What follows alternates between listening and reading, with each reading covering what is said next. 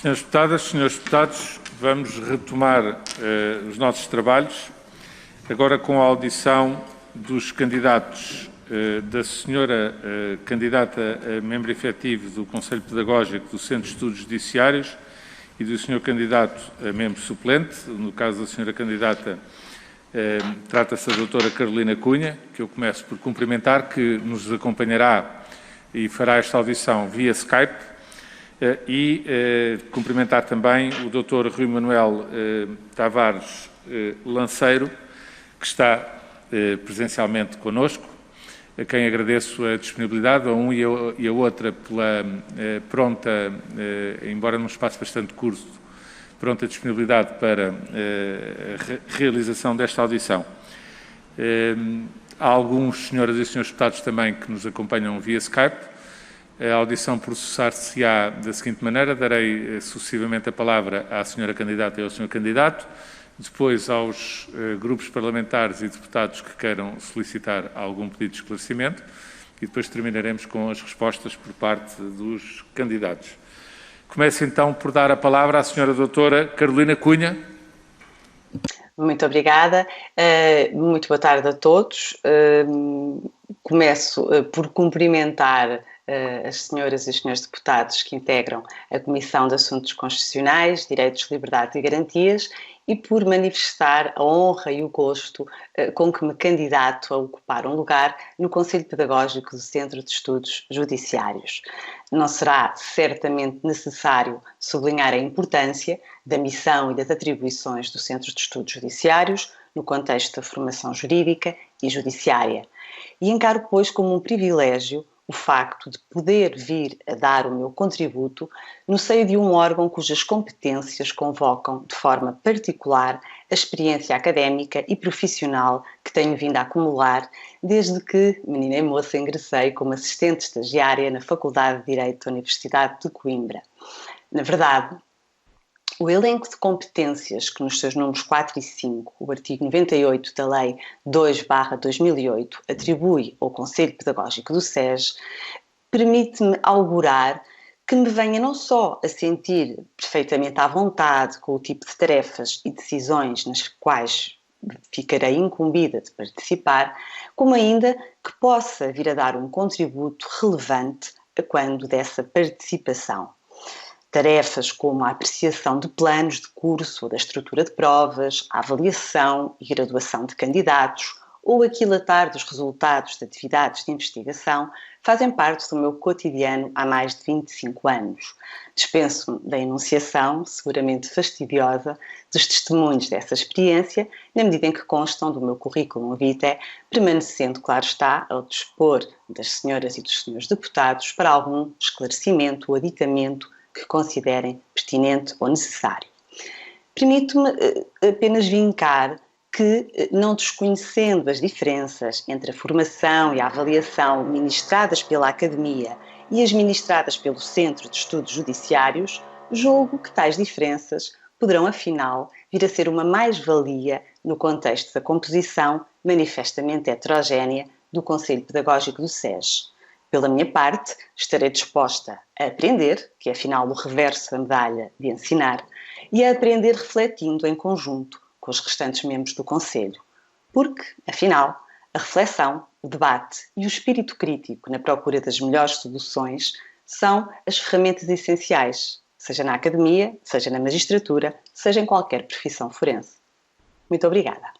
Muito obrigado, Sra. Doutora. Dou agora a palavra ao Sr. Dr. Rui Manuel Tavares Lanceiro. Muito obrigado, muito boa tarde. Gostaria de começar por cumprimentar as senhoras e os senhores deputados, membros da Comissão Parlamentar dos Assuntos Constitucionais e Direitos, Liberdades e Garantias, bem como a minha colega candidata, a doutora Carolina Cunha. Também não posso deixar de expressar que muito me honra estar aqui presente perante vós para ser ouvido como candidata suplente do Conselho Pedagógico do SES. Estou consciente da responsabilidade de integrar este órgão, que é central para a formação dos magistrados judiciais e do Ministério Público, quer ao nível da aprovação dos planos de estudo, quer por ter a última palavra sobre a classificação e graduação e mesmo a aptidão dos auditores judiciais, quer porque participa na nomeação dos docentes do SES. Sou professor auxiliar da Faculdade de Direito da Universidade de Lisboa e desde que me doutorei em 2016 tenho colaborado com o SES a vários títulos, nomeadamente como tendo exercido funções designado pela Faculdade como membro do júri da seleção do 33º e do 35º concursos judiciais para juízes dos tribunais, para magistrados dos tribunais judiciários, via académica, e no 5º concurso do curso de formação para os staffs, para os tribunais administrativos e fiscais. Também lecionei sessões exatamente neste 5º curso de formação do staff. Apesar da minha longa ligação à academia e de ser, de facto, um académico, desde 2016 dou aulas na faculdade. A verdade é que também tenho alguma ligação à prática. Concluí o curso de estágio da Ordem dos Advogados, com distinção, tive intervenções e fiz pareceres e, desde 2012, exerço funções de assessor no Gabinete de Juízes do Tribunal Constitucional. E isso tem-me dado uma boa radiografia, uma boa fotografia do funcionamento do nosso sistema judiciário e das suas vantagens e dos problemas que podem ter que ser ultrapassados.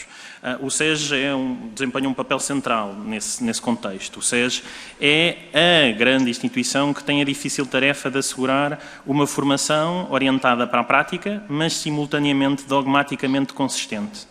O grande desafio é, portanto, encontrar o justo equilíbrio entre a diversidade de temas que merece ser objeto de estudo e que pode ser encontrado nos programas de formação e que está sempre a crescer. Hoje temos a necessidade de estudar toda a questão da litigância que pode advir do ordenamento jurídico de resposta à crise pandémica do Covid-19, mas também às alterações climáticas, os direitos humanos, a independência dos juízes no âmbito da União Europeia, etc.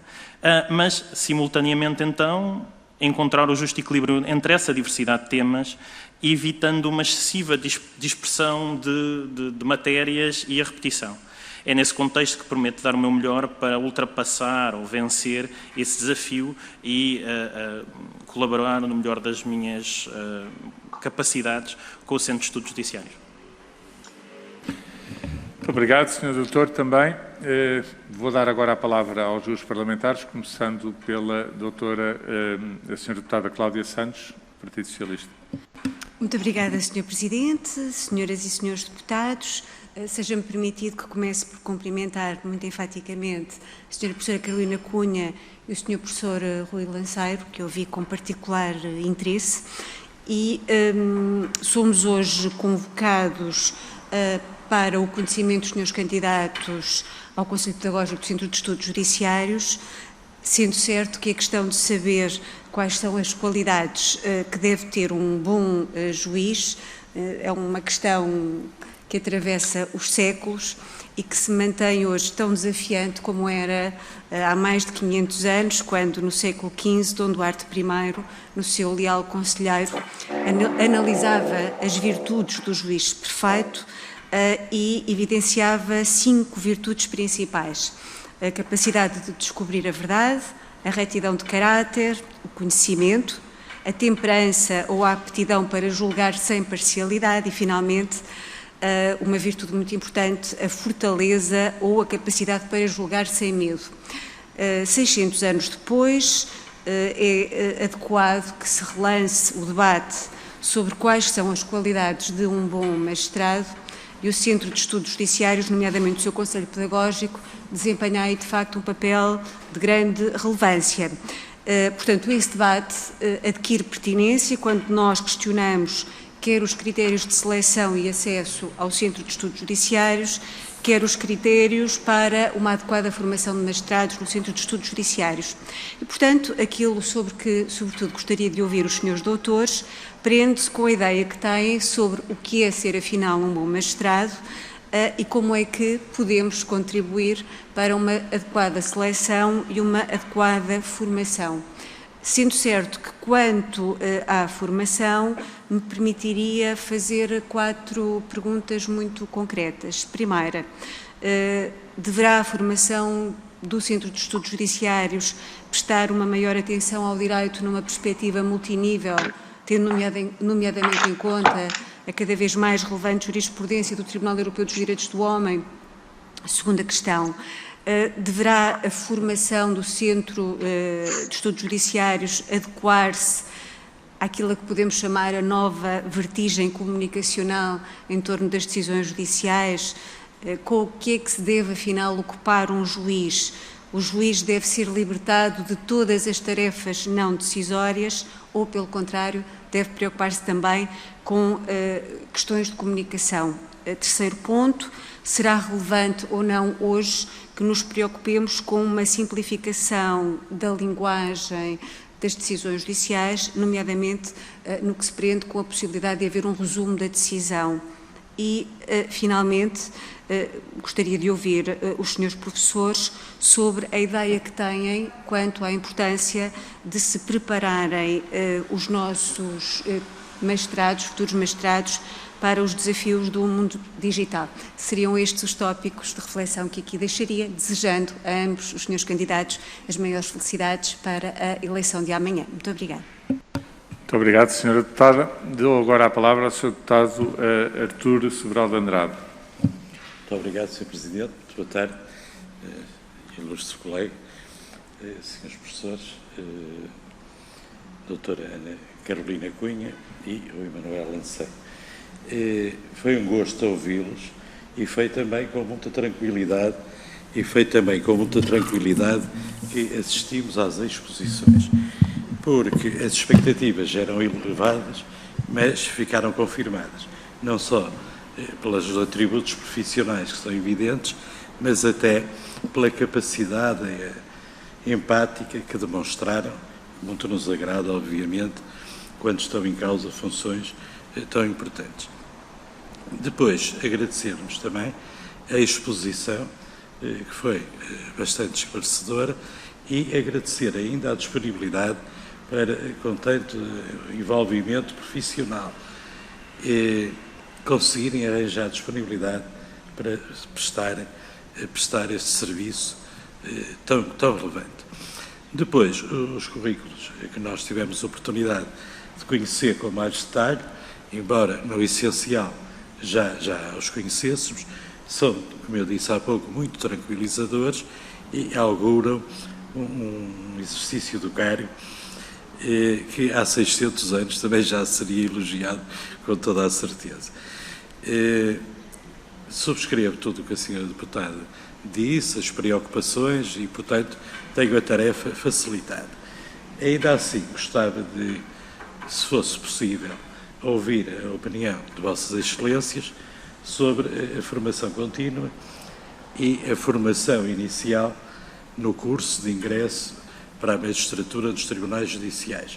Se, na vossa avaliação, está tudo bem, se há alguns aspectos que pensam que poderiam ser aperfeiçoados e até mais em pormenor quanto a questões que, embora tendo sido sempre importantes, nos últimos tempos, presentemente, ganharam um eco social importante e algum alarme que me parece que merecem algum destaque exemplificativo. Estou a pensar na proteção das vítimas, designadamente no caso da violência doméstica e na proteção das crianças. Penso que desenvolver mais do que isto, se calhar, seria abusivo e inconveniente, mas estes pontos cirurgicamente escolhidos parece-me que talvez valha a pena ouvir Vossas Excelências sobre qual é o entendimento que têm, se deve haver uma formação mais especializada, se não, relativamente a estes pontos que exemplificativamente referi. Muito obrigado. Muito obrigado. Sr. Deputado também. Vamos então ouvir os nossos candidatos, começando pela Sra. Doutora Carolina Cunha.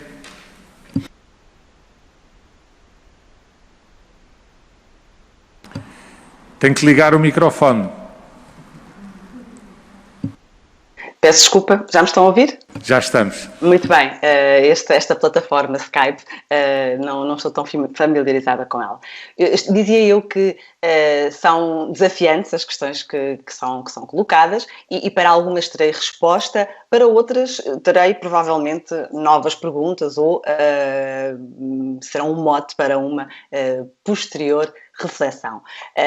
Começando pela questão do que deve ser um juiz, é uma questão que atravessa os séculos, vimos aqui assim um retrato traçado no Leal Conselheiro que me parece bastante adequado. Se calhar se retrocedêssemos mais uns séculos encontraríamos outro tipo de respostas e todas elas provavelmente girarão em torno de eixos comuns. Todavia, em cada contexto concreto, em cada século, em cada mundo concreto, essas respostas terão que ser afeiçoadas às circunstâncias que caracterizam esses mesmos momentos históricos.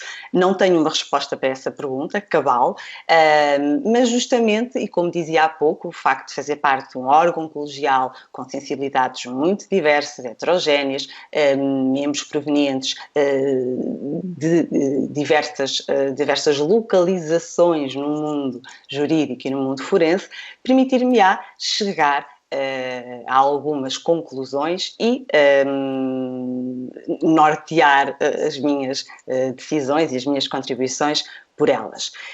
Quanto a questões mais concretas, essas sim, enfim, tenho obviamente uma opinião e algumas ideias, começando pela questão que me tocou muito particularmente, embora não tenha sido a primeira colocada pela senhora deputada Cláudia Santos, a questão da simplificação da linguagem.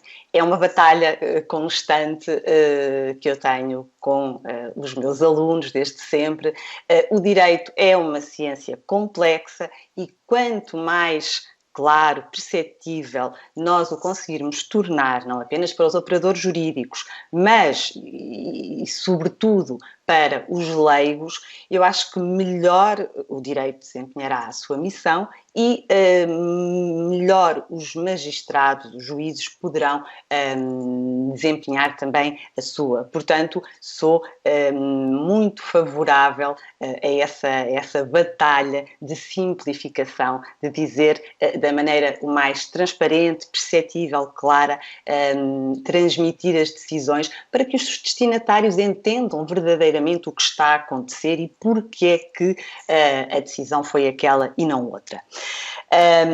Quanto aos desafios do mundo digital, quase que me diria que nas presentes circunstâncias me escuso de sublinhar a urgência com que devem ser respondidos, pensados por todos nós, com a multiplicidade de dificuldades que levantam, desde dificuldades técnicas e de aprendizagem de competências, como ainda agora constataram quando eu não sabia nesta aplicação ligar o microfone, até problemas mais complexos relacionados com a proteção de direitos fundamentais em todas estas trocas virtuais em que abundantemente participamos, mas também com, obviamente, questões relacionadas com a proteção de dados. É um desafio e é um desafio para ontem, para hoje e para amanhã. No que diz respeito aos vários níveis, enfim, do direito e à necessidade de integração do nosso direito de base mais nacional com outros normativos e outras esferas de aplicação do direito, claro que sim, claro que não somos nós também, sobretudo no que diz respeito aos direitos humanos, penso que foi aquilo que a doutora Cláudia Santos, a deputada Cláudia Santos terá frisado, não somos uma ilha isolada, nenhum homem é uma ilha isolada em nenhum país é uma ilha isolada nessa dimensão. Por fim, quanto à questão, porventura, das questões diretas de resposta mais complexa, às questões de comunicação, deve o juiz preocupar-se com questões de comunicação ou deve, enfim, ser libertado dessas preocupações? É uma questão para a qual não tenho uma resposta. É uma questão difícil, uma questão que, porventura, levará ao cruzamento, quer de sensibilidades pessoais, enfim, enfim, haverá, porventura, alguns de nós para quem essa comunicação flua mais naturalmente e, enfim, seja mais fácil de integrar no conjunto das funções, para outros seja um pouco mais difícil, e saber se de facto isso deverá estar no núcleo de competências ou de atribuições dos magistrados ou não, é uma questão que penso que poderá vir a ser objeto de debate e discussão, nomeadamente no Conselho Pedagógico do SES. Ouvirei com atenção e darei o meu contributo para essa discussão, que é, perdoem-me a terminologia anglo-saxónica, mas também faz parte do mundo em que vivemos, uma discussão ongoing, ou em bom português, em curso. No que diz respeito às restantes questões que me foram colocadas pelo Sr. Deputado, no que diz respeito à formação contínua e à formação inicial de magistrados, acho que são, começando pela formação contínua, da maior importância. Eu tive a oportunidade de colaborar diversas vezes com o Centro de Estudos Judiciários em ações, em workshops de formação contínua, e é sempre uma experiência enriquecedora. Acho que é da maior importância, não só em áreas, enfim, que possam ser consideradas mais novas do direito, que há tempos já não é tão nova assim, mas daqui a uns anos era o direito da concorrência, e participei em diversas ações de formação, justamente porque não era aprendido nos bancos da escola e, portanto, era algo que os magistrados não traziam esses conhecimentos consigo e necessitavam, obviamente, de os adquirir, de os trabalhar, mas mesmo, enfim, em áreas mais clássicas do direito, a reflexão, a evolução não apenas dos textos legais, como dos próprios problemas que vão reclamando a solução, para citar um dos nossos mestres na Faculdade de Direito de Coimbra, Dr. Castanheira Neves, sempre o problema, a reclamar novas respostas do sistema e a nunca permitir que o sistema fique estático e passivo perante aquilo que reclama uma solução. Portanto, acho muito importante a formação contínua. A formação inicial, obviamente que sim, também. As licenciaturas atualmente, as licenciaturas em Direito têm 4 anos, já não têm sequer 5 anos. É certo que muitos alunos, quando ingressam no Centro de Estudos Judiciários para iniciar a sua formação como magistrados, já terão feito um mestrado, mas ainda assim, ainda que tenham, digamos, feito essa conjugação da licenciatura com o mestrado, há um mundo ainda de conhecimentos e, sobretudo, de competências mais viradas para a prática e para a resolução concreta dos problemas na prática forense, que necessitam de adquirir. E mesmo as competências que trazem, há sempre um pouco aquela ideia de que o ensino universitário é um ensino teórico ou dogmático. Não será bem verdade. Eu permito-me discordar. Nós trabalhamos, na medida do possível, com casos e modelos de casos. Ainda assim, é óbvio que nada é tão rico e tão vasto como a experiência concreta, e será da vida real, e será com ela que os nossos magistrados terão de lidar. E, portanto, a formação inicial é muito importante. Quanto a questões mais recentes e mais específicas de proteção de vítimas, proteção de crianças, naturalmente que são muito relevantes, que exigem por parte dos magistrados competências porventura específicas, conhecimentos de outras áreas que não apenas da área jurídica, que porventura não possuirão e que será importante proporcionar-lhes e permitir-lhes que desenvolvam, e, portanto, acho naturalmente que são assuntos importantes a tratar no âmbito da formação geral de magistrados. Muito obrigado, Sra. Doutora. Dou agora a palavra ao Sr. Dr. Rui Tavares Lanceiro. Muito obrigado e muito obrigado pelas simpáticas palavras que nos foram dirigidas. Relativamente à pergunta do o que deve ser um bom magistrado, não sei se saberei responder então melhor do que Dom Manuel, como citou. Eu, de qualquer forma, diria que é importante, no contexto atual, em que há uma série de preocupações com a independência do Poder Judiciário, até no âmbito da União Europeia, com ataques à independência dos tribunais na Polónia, na Hungria, etc., que a independência é um pilar essencial. A independência do Poder Judicial é um pilar essencial de qualquer sistema democrático e também da República Portuguesa. Por outro lado, também o rigor na aplicação da lei e do direito. E, por outro lado, e finalmente, então, nos tempos que correm também, a humanidade, que está um pouco relacionada exatamente com a questão da violência doméstica, da tutela das crianças, e também alguma flexibilidade, porque a verdade é que nos tempos que correm, então, com a voragem, quer mediática, quer de respostas tecnológicas e de problemas que vão surgindo, é preciso flexibilidade para encontrar no ordenamento jurídico que temos antigo, que nos é legado, encontrarmos respostas para esses novos problemas. Deve a formação ser multinível? Sim, claro que sim. Temos que apostar cada vez mais nessa dimensão. Por um lado, não nos esquecendo do Tribunal Europeu dos Direitos do Homem e das condenações que a República Portuguesa vai tendo no Tribunal e, portanto, é preciso aprendermos com os nossos erros e, nessa perspectiva, sobretudo, estudar não só os casos em que Portugal foi condenado e aprender com os... Também devemos ter uma leitura crítica, porque por vezes, não sei se necessariamente sempre o Tribunal Europeu dos Direitos do Homem fez uma leitura correta do ordenamento jurídico português, mas temos que aprender com os nossos erros e com as condenações e também vendo situações em que países que têm soluções legais semelhantes às nossas foram condenados para tentarmos antecipar essas mesmas condenações. E, por outro lado, então, necessariamente, a integração de Portugal na União Europeia traz o desafio de o juiz português ser simultaneamente juiz da República Portuguesa e também juiz da União Europeia. E, portanto, nessa medida, ele tem que estar apto a aplicar o direito da União Europeia como um juiz da União Europeia. Esta é também, ambas as dimensões têm a dupla vantagem de, por um lado, reforçar a independência dos juízes, que, como disse, era um dos valores essenciais que gostava de sublinhar, mas também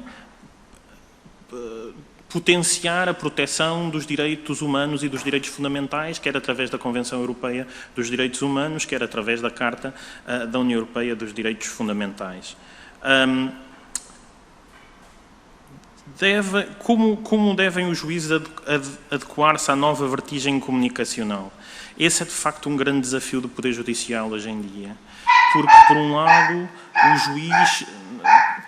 A imagem que se quer do juiz é uma imagem de recato, até para proteger a sua aparência de independência, a aparência de imparcialidade, e digo aparência não no sentido que eles não devam ser independentes e imparciais, mas porque não só deverem ser-lo, também devem parecê-lo. Mas é difícil conjugar isso, de facto, com o mundo mediático em que vivemos hoje em dia, e nessa medida o juiz, creio que não pode ignorar isso, e portanto deve ter pelo menos alguma formação que lhe permita antecipar leituras transviadas de algumas atitudes que tome. Concordo plenamente com a necessidade de simplificação da linguagem das decisões. Os tribunais aplicam a justiça em nome do povo e o cidadão comum deve entender as decisões judiciais. Isto, obviamente, sem perder a qualidade técnica das decisões judiciais, mas não sei se, de facto, um resumo simplificativo ao nível da linguagem clara, tal como, por exemplo, o DRE introduziu para as leis, pudesse ser uma solução possível. Quanto aos desafios do mundo digital, eles estão um pouco relacionados com aquilo que tenho vindo a dizer. Eu até colocaria mais, numa perspectiva mais ampla, os desafios da sociedade, do risco em que vivemos hoje em dia, então incluindo os desafios da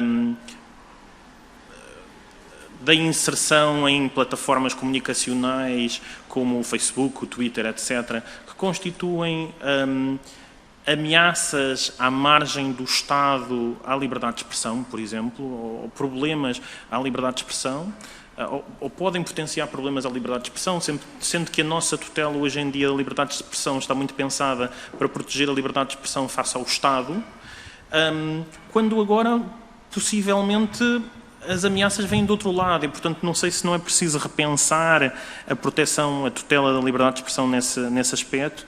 E, por outro lado, de uma forma mais genérica, a sociedade do risco em que nos vivemos, em que, então, a resposta à pandemia, a resposta a uma crise momentânea, pode colocar problemas importantes, quer ao nível da segurança jurídica, quer da tutela da confiança, porque é verdade que tudo muda de um momento para o outro e daí então ser necessária uma forte formação jurídica capaz de dar resposta a esses novos desafios e desafios que mudam ou que podem mudar a cada instante. Respondendo também às perguntas do Sr. Deputado, concordo inteiramente também com as considerações da minha colega candidata, nomeadamente da importância que deve ser dada à formação dos magistrados quanto à proteção das vítimas e das crianças e relativamente também à questão, à problemática da violência doméstica, porque exige talvez outras capacidades que não só as do rigor jurídico e também então aquela dimensão que mencionei há pouco da humanidade e da flexibilidade dos juízes, mas acrescentaria também aqui então a problemática multinível. Eu creio que seria de reforçar a questão do estudo do direito europeu, talvez transversalizando a todos os tribunais e não dando uma maior importância ao direito europeu no âmbito da formação do staff, dos tribunais administrativos e fiscais, e por outro lado também a tutela do ambiente é algo que me preocupa hoje em dia e creio que também preocupa as novas gerações, toda a questão da luta contra as alterações climáticas, que vão trazer, também ligando com a questão da sociedade do risco, vão trazer desafios que exigem respostas que podem estar ainda enquadradas nas leis antigas, no Código Civil, etc., mas possivelmente uma releitura ou uma leitura modernizadora que exige essa tutela ambiental, etc.